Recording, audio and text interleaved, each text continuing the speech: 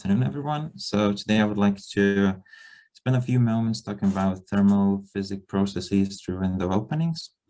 So I would like to begin with a short introduction of this research. So recently I had an opportunity to work with KTU scientists, and we had this idea to test a new method of installing windows, namely directly into insulation material, and to see how this affects the overall energy efficiency of the building.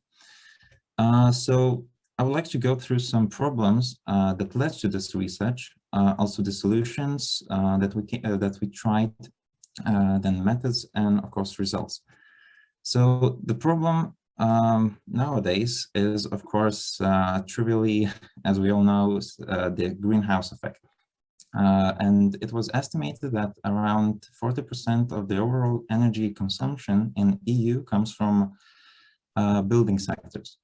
And this directly transforms to around the third of the overall CO2 emissions. Now, this poses some imminent problems because by 2050, EU has declared that they want to decarbonize the entire energy system. And in 2014, there were only 3% of EU buildings that were of the highest energy class. So by the things that are going now, it seems that we need some drastic changes.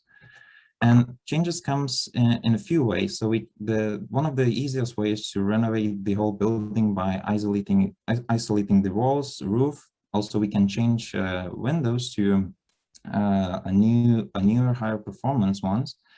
And it seems very easy. However, there's a catch. So the catch comes from the fact that high efficiency windows are very heavy. So we need a lot of metal fastening materials, which, as we know, are great heat conductors.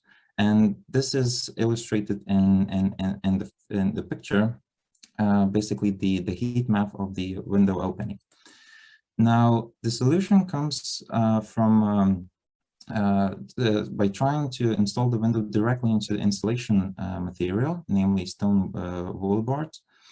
And this is a very little studied method, so it was a great starting point for this research.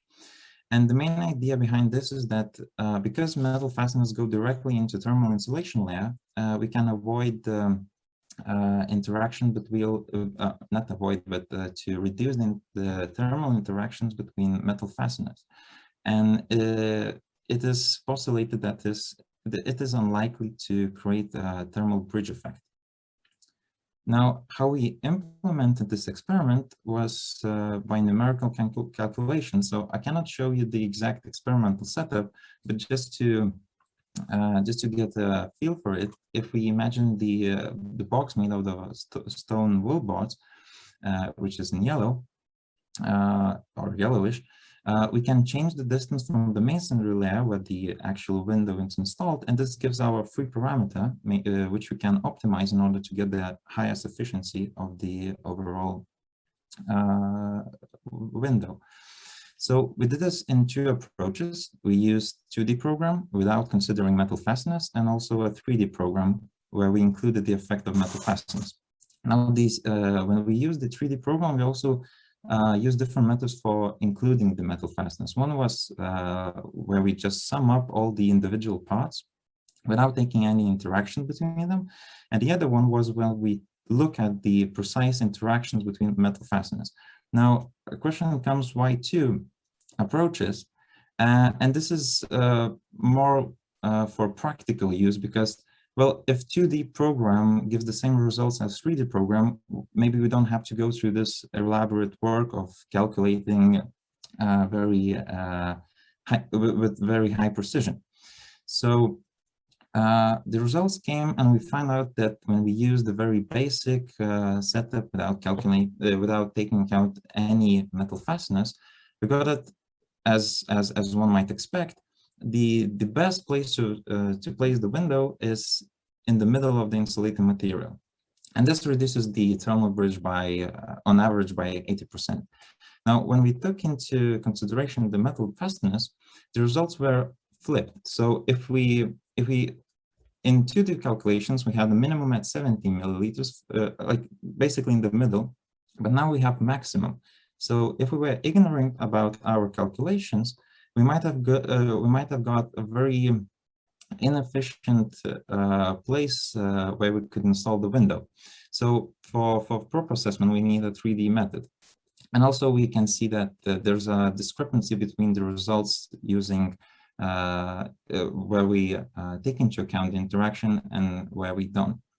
And this also gives us an insight into the overall thermal processes that happen in the window opening, because if we look closely, we see that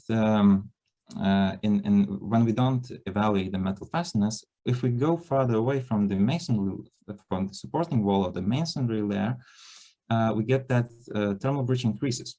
Now, in the 3D calculations, it actually decreases, and this probably one of the reasons for this is that we want to maximize the distance between the metal fastness and the window, so that the thermal interaction is as minimal as possible. So this also shows that how important the actual metal fastness are in the overall picture of energy efficiency of the window. So just to summarize, we did see that stone wool boards improved the overall energy efficiency, and it doesn't matter which method we use. They will give positive results. However, for proper assessments, we need a full 3D calculations. And usually this is very cumbersome to carry out, especially if for designers, it might come as a challenge. They don't have access to programs and so on. So yeah, so this is just to summarize the results. And I would also like to give credit to all the people who contributed to this research. And I would like to conclude the presentation with questions. Thank you, Justas. I think it's a really relevant topic and common topic these days. If I can ask you, as you presented in your study, the metal fasteners plays a huge role in the thermal bridge values. So maybe you try to analyze the other solutions, for example, using not metal fasteners, but from other material, and how it impacts the overall thermal bridge values. Well, yeah, this would be maybe the next step for this research if we decide to take it further. I think one of the problem is that, as I mentioned, the windows are pretty heavy. So it's very hard to rely on plastic materials or something that is way less it isn't as strong as metal.